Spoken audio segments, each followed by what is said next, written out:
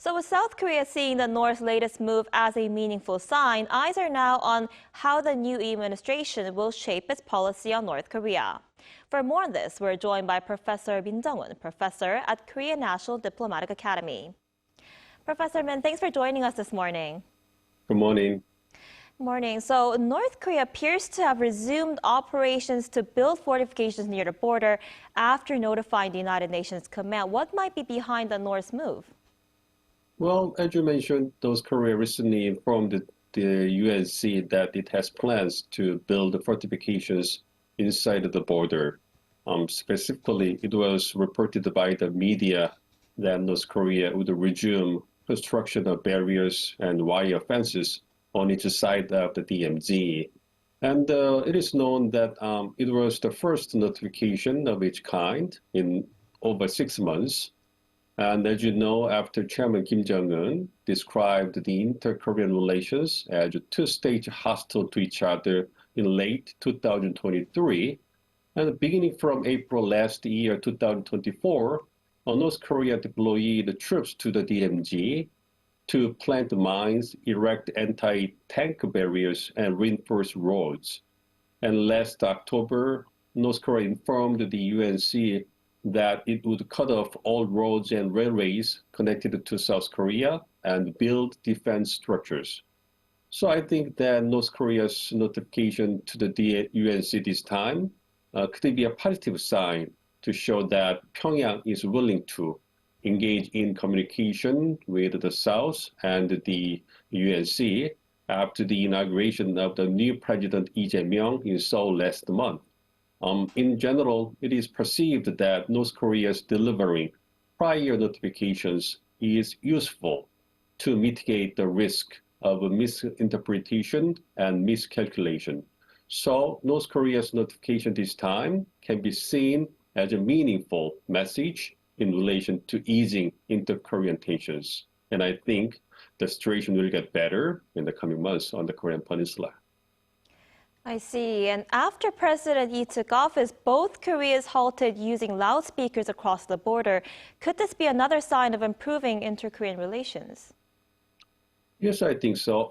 Regarding the inter-Korean relations, the Lee Jae Myung government want to foster a framework of peaceful coexistence on the Korean Peninsula by easing tensions between the two Koreas and pursuing North Korea's denuclearization.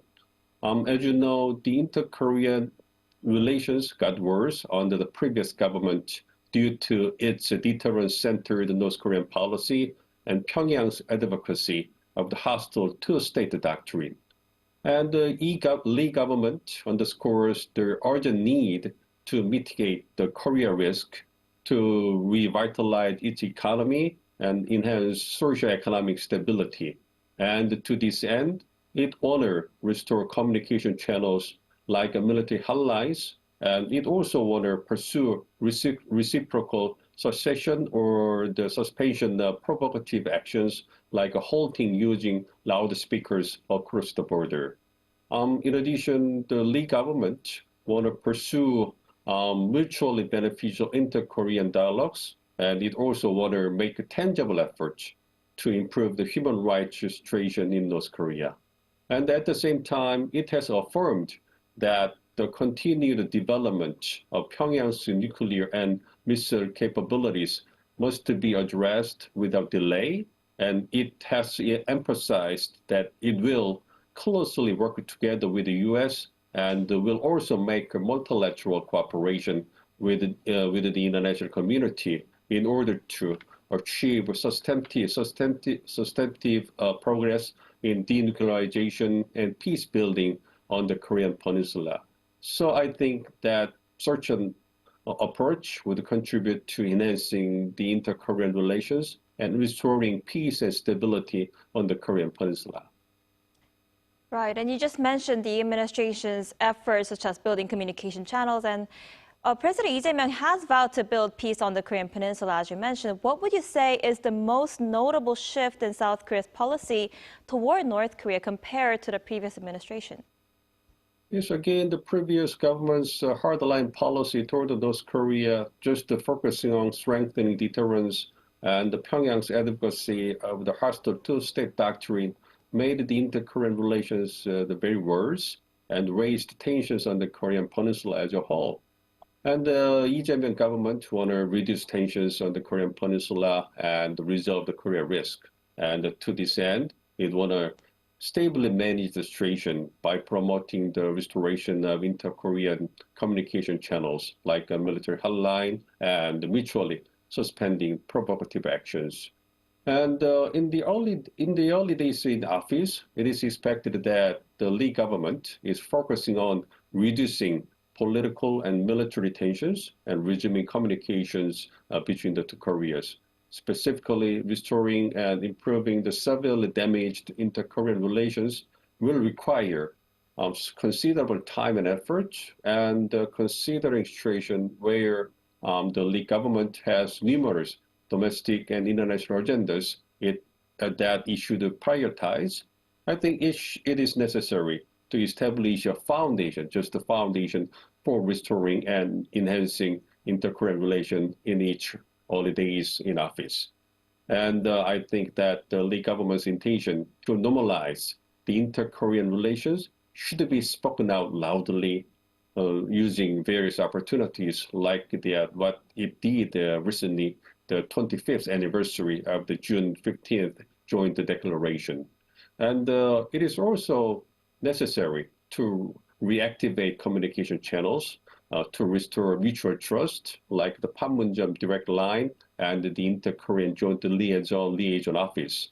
So I believe that normalizing inter-Korean relations will not only resolve the Korea risk, but also contribute to securing South Korea's positions and roles in resolving those Korean nuclear issues. I see. And U.S. President Donald Trump said he'll get the conflict solved with North Korea.